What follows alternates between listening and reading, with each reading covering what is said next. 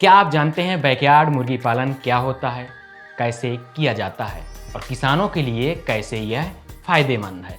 क्या आपके पास मुर्गी पालन के लिए बजट नहीं है या फिर कम बजट में मुर्गी पालन करने की प्लानिंग बना रहे हैं?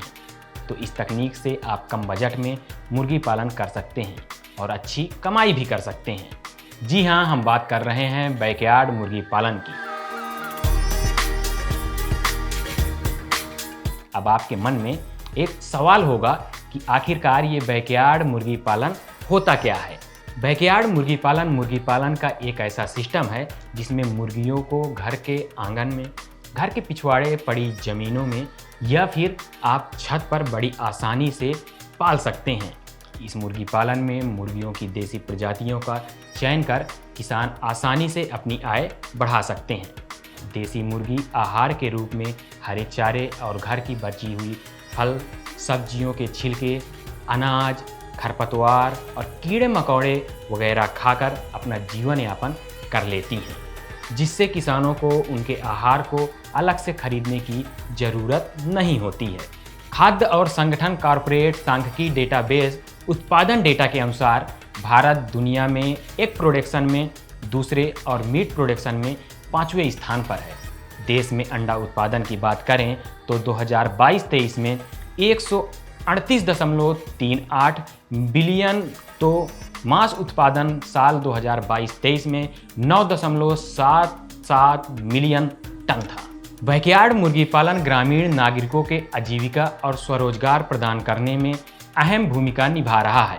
अगर हम बात भारत जैसे विकासशील देशों के ग्रामीण समुदाय की करें तो कड़कनाथ, स्वरनाथ, वनराजा, ग्राम प्रिया, निर्भीक, हितकेशी, गिरिराजा, कृष्णा जैसी देसी प्रजातियों की मुर्गियों का पालन किया जा सकता है। इसमें किसान अपने घर के पीछे पड़ी जमीन में 5, 10 या 20 देसी या कम लागत वाली मुर्गियों की प्रजाति को रसोई वेस्ट, टूटे हुए अनाज के दाने, सब्जियों का बचा हुआ भाग और अन्य प्राकृतिक संसाधनों के सहारे पाला जा सकता है।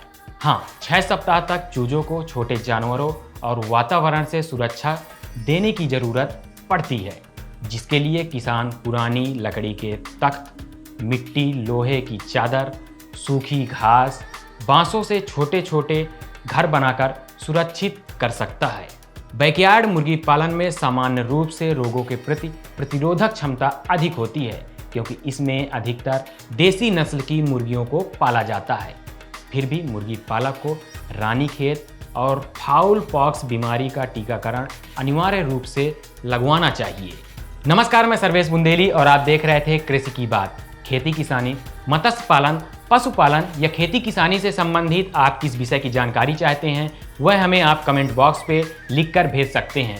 साथ ही खेती किसानी से जुड़ी अन्य जानकारियों के लिए आप लोग देखते रहिए किसान ऑफ इंडिया। किसान ऑफ इंडिया के YouTube चैनल को सब्सक्राइब करने के लिए नीचे दिया हुआ सब्सक्राइब बटन दबाएं और किसान ऑफ इंडिया से जुड़े सभी अपडेट्स को पाने के लिए बेल आइकन दबाना ना भूलें। जो है आपके आसपास, आपके शहर का खास, वो दिखाएगा आपको DNN 24, आपका अपना डिजिटल न्यूज नेटवर्क। तो फिर कीजिए लाइक, सब्सक्राइब और फॉलो।